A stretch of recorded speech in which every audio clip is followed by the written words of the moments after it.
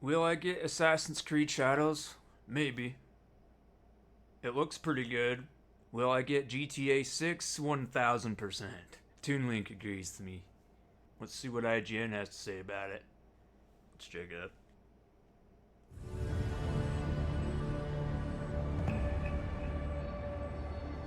It's wild that it took almost 20 years and dozens of games for the biggest stealth action series around to finally bend towards feudal Japan. Assassin's Creed Shadows makes the most of that theme with a great pair of shinobi and samurai heroes sharing center stage that are fun to skulk through giant castles or wade into vicious battles with. Besides the setting, the bulk of the changes this time around focus on making smaller tweaks to well-established systems, such as less cluttered maps and skill trees, while also doubling down on things that really worked in 2023's Assassin's Creed Mirage, like the more focused combat that accompanies its better-paced main quests. Ooh, decapitation! It's not a perfect reset, as imbalances and missed opportunities abound, but I feel more confident than ever that Assassin's Creed could be back and here to stay. And once this is done, that's a good sign. I will never take up the sword again. Let us get this over with. We're like going a in river samurai in the rainy style. season, Shadow's story overflows with cliches and tropes. But morally complex intersecting plots still keep the intrigue high, which is the same trick that made Assassin's Creed Valhalla's stories work when they did. I don't think I was particularly wowed by any of the writing on a regular basis, but there are some standout moments of tense reflection and curious happenings sprinkled throughout. Who is behind these murders? I don't know. The typical Assassin's Creed conspiracy woven into it fits perfectly within the war-torn Sengoku period of Japan too, like a hidden blade snugly in its wrist sheath. It's still a bit too full of go here, do that quests as bridges between major moments, but Shadows is organized in a way that can be enjoyed in pieces and at your leisure without getting too lost between plot points. Almost like how one might enjoy a good book. The leads themselves are wonderful. You spend a lot of the early game with the sharp-witted and brooding Naoe, who is among the last shinobi warriors of the Iga clan, a role thrust upon her by tragedy. That tragedy befell her in part by the hands of the charismatic Hulk Yasuke, who is a tireless warrior for justice and peace. Are there black dudes in Japan back then? When they begin working together, they are frequently each other's most reliable counsel, with different perspectives on the events going on around them. Perhaps in that chance lies the seed of redemption for each of us. In other words, they truly do balance one another. And while I don't think either one would win popularity contests against some of the other series stars like Ezio or Edward, together they serve as a bright light in the center of a largely dark tale of revenge. Most of the missions in Shadows starts on the refreshingly intuitive objective board. Thematically, this approach matches the tone of using all of the information you gather to identify hidden members of a secret society trying to plunge Japan into chaos. Functionally, the way it organizes outstanding tasks and the people involved is far more useful than the old bulleted quest lists. Selecting a quest gave me a short list of clues to help discern where the objective was. Past Assassin's Creed games have tried versions of this before, but this one is the first one that I felt consistently made me look at my map and actually deduce where the spot in question might be. Rather than lighting up your map with a galaxy of tooltips, Shadows mostly relies on sparse points of interest icons to push you towards the areas you'll need to see in person. Even when you climb up to the signature high points to take a good long look at your surroundings, you'll see a bunch of these things that tell you that there's something out there, but you're gonna have to go check them out for yourself to know what. I love this. I could feel my brain starting to detangle the checklist conditioning that years of these games have instilled in me. Most of these undiscovered locations fall into a number of reliable categories, like castles you can infiltrate and attempt to steal special gear from, or any of the many villages scattered across Japan. But you can't be sure unless you take them in for yourself.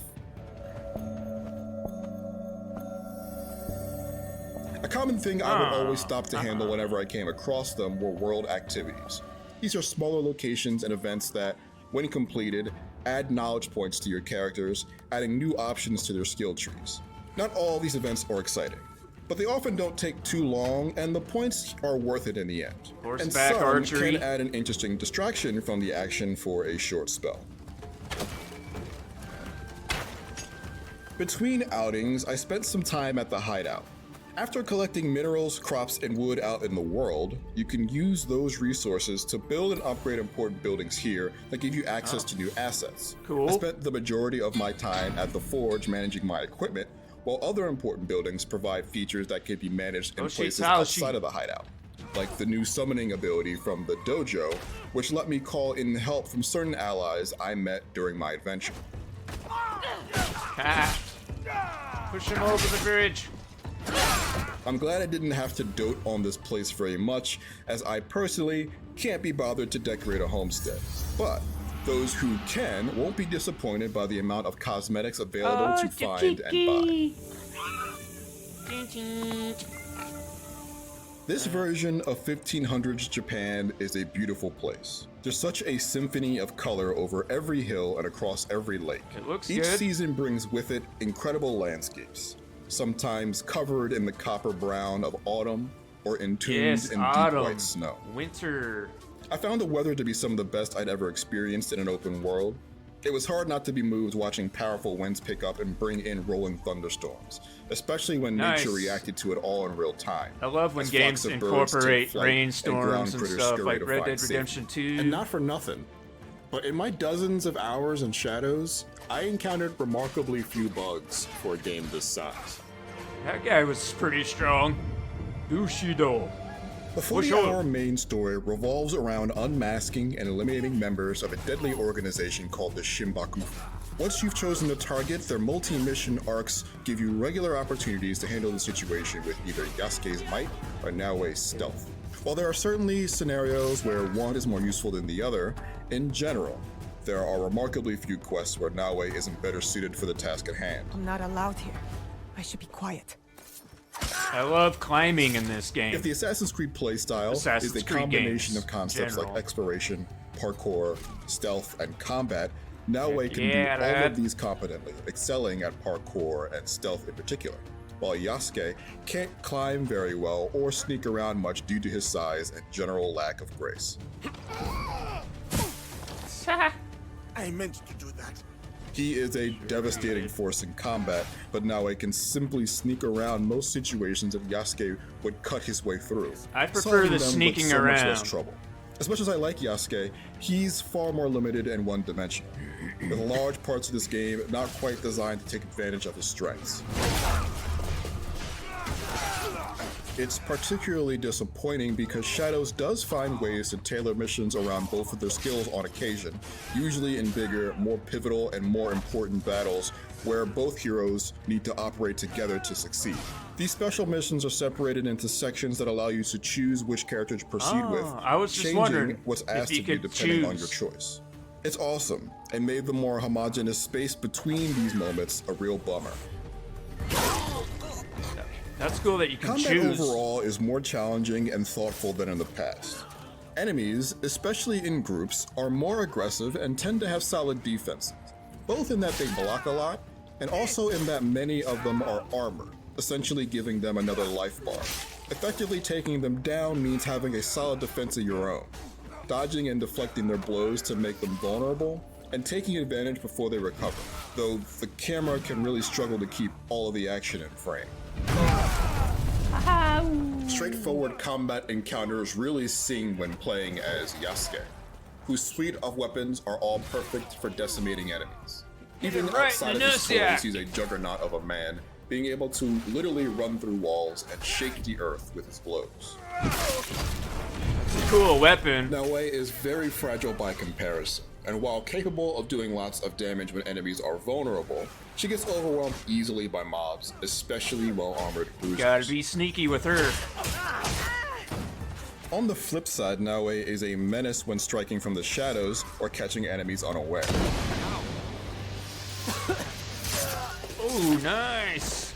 There are some new Double features, kill. like being able to crawl and dodge while prone, as well as some returning ones, like her Eagle Sense and the long-missing Double Assassination, all of which add up to make Naoe one of the most robust assassins in the series. I don't remember going prone in other games. Enhancing your combat abilities is mercifully less tedious than Valhalla's skill constellation. Naoe and Yasuke have skill trees focused on their weapons and specialities, with every node feeling far more impactful than simple passive damage bonuses, which still exists, but in small amounts. Gaining new abilities is obviously the most impactful, but some of the real hidden gems add new functionality to weapons, like being able to turn certain attacks with Naoe's chain sickle into grapples that let you pull enemies into obstacles or off of cliffs. Speaking of excess, Shadows takes a big step backwards from the work done around your inventory in Valhalla or Mirage. There are far too many pieces of randomized, color-tiered gear to pick up from fallen foes or earn as forgettable quest rewards. I never that played have no Mirage. chance of making it into my rotation. I played Some a little might bit of do as Valhalla. last-minute stopgaps to keep your stats in line with the bad guys, but only until you find that next piece of legendary gear or earn enough resources to level up a piece you already like. The skills in legendary gear, like this armor that has a chance to negate range attacks entirely, are impactful in a way that the generic buffs that you get from the lower tiers of gear never even come close to. Really? Assassin's Creed Shadows takes a flashing blade to the series' established norms, trimming them to a more precise form in lieu of chopping them down outright. Combat is aggressive and requires more intentional parrying and skill management than in the past. And exploring the gorgeous provinces of Sengoku period Japan is encouraged thanks to a revamped map that de-emphasizes collecting icons and checking off lists. Naoe and Yasuke are well-realized and memorable protagonists, even though most of the story they drive follows pretty predictable paths.